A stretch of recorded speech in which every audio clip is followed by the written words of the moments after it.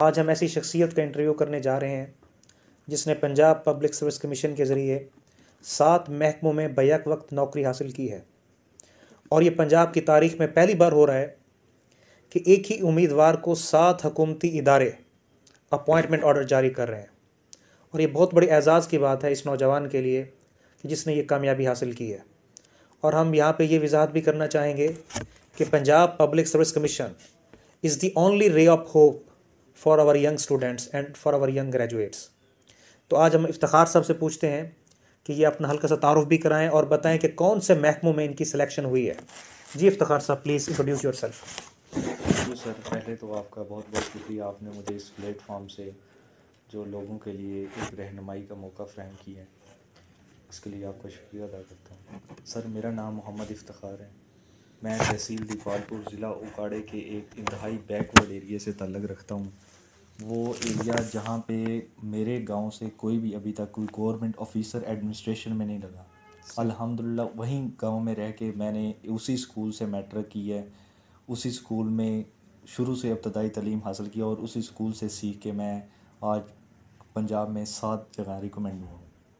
ये मेरे लिए भी और मेरे इलाके के लिए भी बहुत अज़ाज़ की बात है। ऑनर की बात है। और जो ऐसे एरिया से ताल्लुक़ रखते हैं जिनके पास अच्छी एकेडमीज़ में या अच्छे स्कूल में भी नहीं पढ़े, उनके लिए भी ये कोई ऐसी बात नहीं है कि उनको कमीशन से जॉब हासिल नहीं कर सकते, बल्कि वो भी उनके लिए एक कमीशन जो है वो रहा है। आप उन इदारों के नाम बताएं जहाँ पे आपकी सिलेक्शन हुई है। मेरी एज ए असिस्टेंट जो 3 अदारों में हुई है, स्पेशल एजुकेशन डिपार्टमेंट में हुई है, प्रोविजनल ट्रांसपोर्ट अथॉरिटी में हुई है, असिस्टेंट चीफ एनर्जी पावर में हुई है। उसके अलावा मैं subject specialist park studies special education department में हुआ हूँ, एक्साइज इंस्पेक्टर हुआ हूँ, लेबर ऑफिसर हुआ हूँ और उसके अलावा असिस्टेंट कंट्रोलर बाई सरगोदा हुआ हूँ। Board of intermediate and secondary education Sargodha में आपकी जॉब हुई है एज असिस्टेंट कंट्रोलर। Yes, तो ये बहुत बड़े एजाज़ की बात है। और मेरे ख्याल में ये पंजाब कमीशन के अंदर फर्स्ट टाइम हो रहा है कि एक ही कैंडिडेट जो है वो 7 पोस्टों पे सेलेक्ट हो रहा है और टॉप ऑफ द लिस्ट आ रहा है। तो हम आपसे फर्दर ये पूछना चाहेंगे कि कमीशन की तैयारी के अंदर कैरियर काउंसलिंग या डिग्री कितना मैटर करती है? मेरे ख्याल में ये बहुत ज़्यादा मैटर करती है, क्योंकि जब मैंने अपनी मैट्रिक की, उसके बाद इंटर की, उसके बाद मेरी कैरियर काउंसलिंग नहीं थी। मैंने एक अच्छा ऑप्शन नहीं अपने लिए न्यूट्रिशन की मैंने डिग्री हासिल की, लेकिन न्यूट्रिशन की जब डिग्री हासिल की उसके बाद मैंने देखा कि इसका गवर्नमेंट सेक्टर में कोई इतनी ख़ास जॉब्स नहीं आ रही और प्राइवेट सेक्टर में भी इसकी सैचुरेशन बहुत ज़्यादा है गर्ल्स की, और इतना मुझे जगह नहीं मिल पा रही थी। तब मुझे महसूस हुआ कि हाँ, जब हम डिग्री सेलेक्ट कर रहे होते हैं तो हमें डिग्री के प्रोस एंड कॉन्स को देखना चाहिए कि फ्यूचर में जाके इसका क्या रिज़ल्ट होगा या ये हमें क्या बेनिफिट दे सकती है।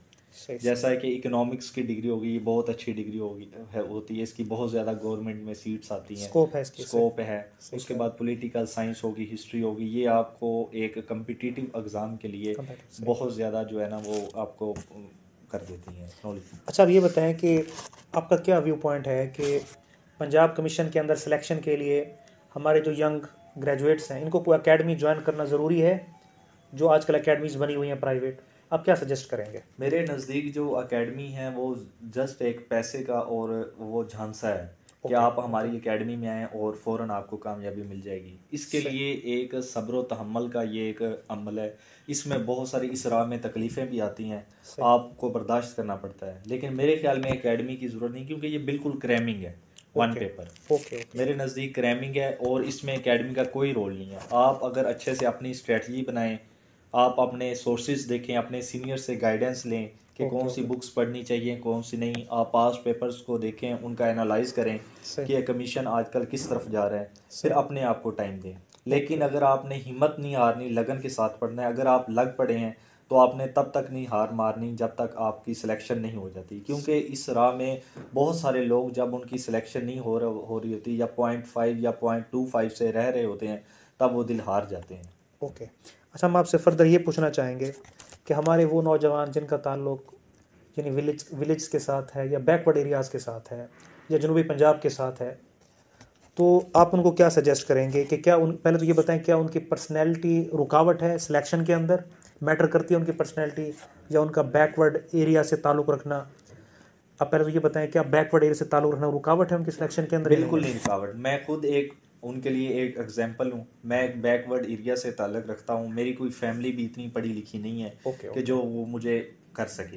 That's good, that's good. और मेरे ख्याल में आपका, अगर मैं एक सीट पे भी पूरे पंजाब में सिलेक्ट हो सकता हूँ तो ये उनके लिए, मेरा नहीं ख्याल कि बैकवर्ड जो इसमें मैटर कर रहा होता है, क्योंकि जिस सीट पे मैं, एक पंजाब की सीट पे, उसमें बहुत अच्छे अच्छे कैंडिडेट भी थे, एमफिल कैंडिडेट भी थे, लेकिन अल्हम्दुलिल्लाह मुझे सिलेक्शन हुई है और मैं 4 दफ़ा पंजाब का टॉपर बना हूँ रिकमेंडेशन में। और मेरे नज़दीक आपका टोटल नॉलेज मैटर कर रहा होता है और आपका वे ऑफ टॉकिंग जो है, आपका कम्युनिकेशन वे जो है, ये बहुत मैटर करता है। इफ्तिखार साहब, हमारी नेक तमन्नाएं आपके लिए हैं। हम तवक्को करते हैं कि आगे प्रोविंशियल मैनेजमेंट सर्विस पीएमएस के अंदर और सीएसएस के अंदर भी आप ऐसी पोजीशन लें। बिल्कुल। और आप एडमिनिस्ट्रेशन के अंदर आके मुल्क और कौम की तरक्की के लिए जो है अपना किरदार अदा करें। मेरा लास्ट क्वेश्चन आपके साथ जस्ट ये होगा कि हमारे जो नए ग्रेजुएट्स हैं जो यूनिवर्सिटियों से फारिग होता तहसील हो रहे हैं और आगे उनको जॉब नज़र नहीं आ रहे हैं, लेकिन वो सिविल सर्विस में अपना किरदार अदा करना चाह रहे हैं, आप उनको क्या सजेस्ट करेंगे, वो कैसे तैयारी करें? It's our last question please. सबसे पहली बात तो ये है कि जब आपने तैयारी करनी है, ये नहीं देखना कि जॉब आ रही है या नहीं आ रही। ठीक है। क्योंकि जब जॉब आप आती है, ऑनलाइन अप्लाई करते हैं, उसके बाद आप तैयारी करते हैं, लेकिन जिन लोगों की रिकमेंडेशन होनी होती है वो तब तक फाइनल होके बैठे होते हैं।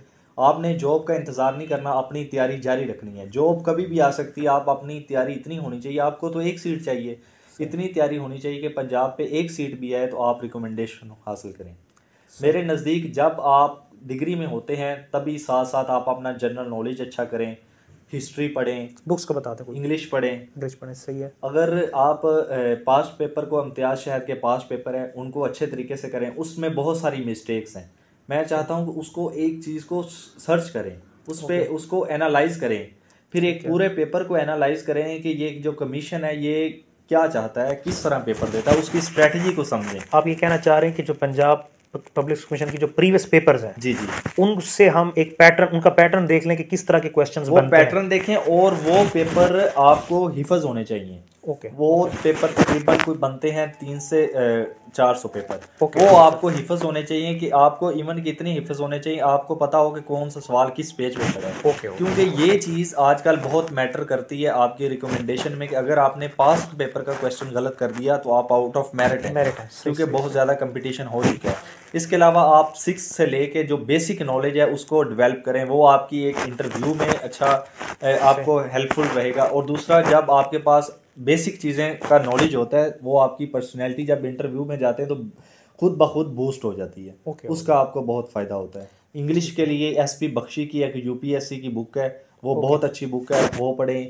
फिर इंग्लिश ग्रामर है, डिफरेंट चैनल है, इंग्लिश विद रानी मैम है, वहाँ से करें, अपनी वोकैब अच्छी करें। इंग्लिश विद मैम रानी बड़े अच्छे एक चैनल है, वहाँ से गाइडेंस वेबसाइट है। फिर examvida.com से प्रैक्टिस करें। examvida.com भी एक अच्छी वेबसाइट है। कंप्यूटर की जब आपने प्रैक्टिस करनी है examvida.com से, तो कंप्यूटर सामने रखें, आप उसको प्रैक्टिकल वे में चलें। जब आप प्रैक्टिकल वे में उसकी प्रैक्टिस करेंगे तो आपको वो कभी नहीं भूलेगा। यानी जब शॉर्ट कीज तैयार कर रहे हैं तो आप कंप्यूटर सामने रखें, वहाँ से शॉर्ट कीज तैयार करें। ठीक है। ऐसे एवरीडे साइंस है, हिस्ट्री है, पाकिस्तान अफेयर्स हैं। बिल्कुल। पाकिस्तान अफेयर्स में आप ये प्री पार्टीशन और पोस्ट पार्टीशन, जी, प्री पार्टीशन और यानी 1857 से लेकर 1947 तक जो प्री पार्टीशन, उस पर भी फोकस करें। और पोस्ट पार्टीशन यानी 1947 के बाद जो पाकिस्तान का आइन है, जो पाकिस्तान के एरियाज हैं, इस सब पे आपने फोकस करना है। और बार बार करें। और उसके अलावा जब आप पढ़ते हैं तो किसी से चीज़ें डिस्कस लाजमी करें। जब आप डिस्कस करते हैं तो वो एक आपका इंटरव्यू भी उस हवाले से अच्छा रहता है और आपको वो चीज़ें भूलती नहीं है। और जब आप पेपर दे के आए, पेपर दे के आके अपना एनालाइज करें कि मैंने कौन से क्वेश्चन गलत किए हैं और क्यों गलत किए हैं। फिर उनको सर्च करें कि ये क्वेश्चन जो गलत हुए हैं वो उठाए कहाँ से गए थे। जो आप तब आके पेपर चेक करने के बाद आके चेक करते हैं, वो आपको क्वेश्चन फिर कभी नहीं भूलता, क्योंकि जब आप उसमें एक बार गलती कर चुके होते हैं। इफ्तिखार साहब, आपके टाइम का बहुत शुक्रिया। हमारी नेक तमन्नाएं आपके लिए हैं कि आप आगे जाके सिविल सर्विस में अपना किरदार अदा करें। और वो जो हमारे सामीन व्यूवर्स जो इस वीडियो को देख रहे हैं, उनके लिए भी हम अच्छी तवक्कुआत रखते हैं कि वो भी इस चैनल से हेल्प लेके PPSC के अंदर और FPSC के एग्ज़ाम्स के अंदर अपनी सिलेक्शन करवाएं, मेहनत करके, तैयारी करके। आपका बहुत शुक्रिया। Thank you sir.